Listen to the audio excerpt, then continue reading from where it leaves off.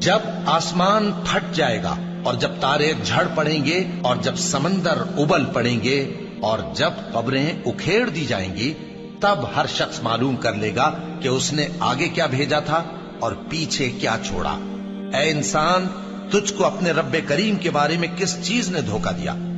وہی تو ہے جس نے تجھے بنایا، پھر تیرے اعضاء کو درست کیا اور تیری قامت کو معتدل رکھا، جس صورت میں چاہا تجھے جوڑ دیا۔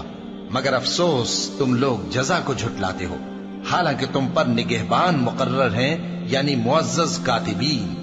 جو کچھ تم کرتے ہو وہ اسے جانتے ہیں۔ بے شک نیکوکار نعمتوں کی بہشت میں ہوں گے اور بدکردار دوزخ میں، یعنی جزا کے دن اس میں داخل ہوں گے اور اس سے چھپ نہیں سکیں گے۔